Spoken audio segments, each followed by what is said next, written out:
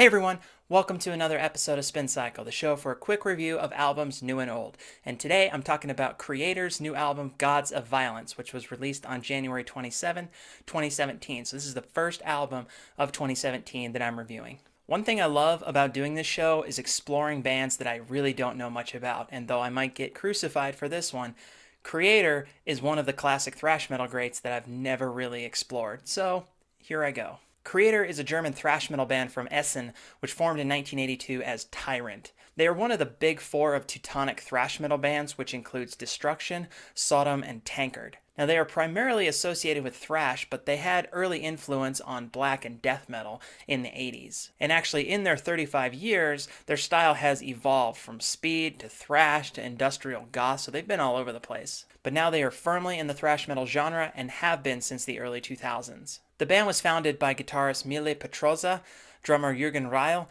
and Rob Fiorti on the bass. Now, Petroza and Reil are still in the band, though Reil did leave for 2 years in the mid-90s. Now, it was during the mid-90s that Kreator saw its most tumult, like many thrash and classic metal bands during the 90s. They experimented with their sound, and they saw numerous lineup changes that really lost that identity that people knew as classic Kreator. But with 2001's Violent Revolution, they brought back that classic thrash metal sound, and from 2001 on, they've had the same lineup as well, which has helped. Gods of Violence is Kreator's 14th studio album, following 2012's Phantom Antichrist. There are a few additions out there. There's one that has a Japanese bonus track, a bonus DVD of their Wacken 2014 set, and the album was released on Nuclear Blast, which is becoming one of the hottest metal labels currently. This album actually reached #1 on the German charts, and that's their first ever #1 title. And what that proves is that metal is still alive and relevant around the world. Maybe not so much in the US, but definitely around the world. And I would love to see these guys live. I imagine they put on a pretty fun show given their music. If this album is any indication of the kind of thrash metal we're getting in 2017, I am very optimistic.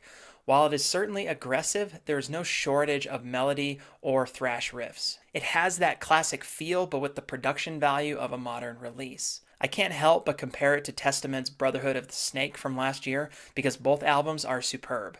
I will say, though, that the second half of the album is very strong. I feel like songs 6 through 10 are all crushers. It's just one after another. If I do have one complaint, though, it's that the clean singing on this album is just okay. The more growling sound is preferred. The clean singing, I wasn't as big a fan of. But all of the elements of this band work well together, which is what you expect from such a seasoned band. They've been around for 35 years. My top 4 songs on the album are World War Now, which is a great opening track after the interlude intro. Army of Storms, which is probably my second favorite song on the album because it is just flat out brutal. And then Fallen Brother, another second half song that is just fun and it even has some German lyrics in it. And then Side by Side, which is another one of the highlights from the second half of the album, just another crusher. But my favorite song, and this was a tough one, was Lion with Eagle Wings. I absolutely love songs that have that calm build-up before it just devolves into absolute insanity, and this song does that so well.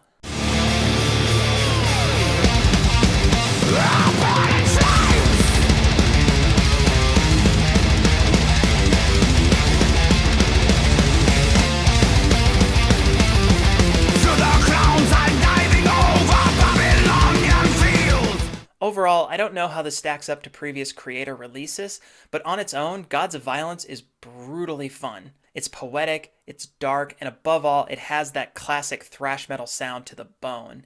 Even though I feel the second half is better than the first half, as a complete album, it is undoubtedly powerful.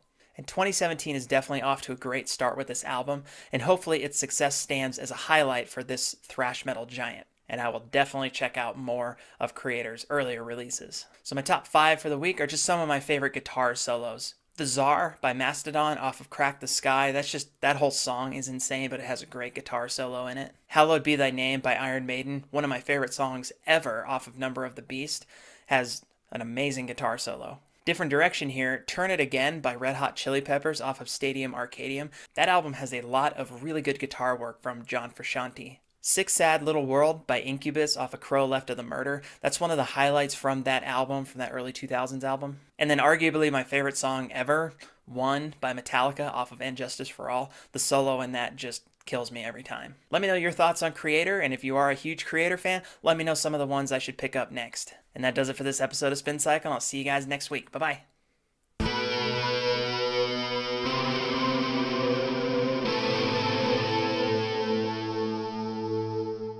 Hey, you made it to the end of the video. Nice work. Good job. If you like what you saw, you can just go ahead and click that subscribe button for all videos past and future. You can also head over to my website and see all the other stuff that I do, including the books I've written. So go ahead, click stuff.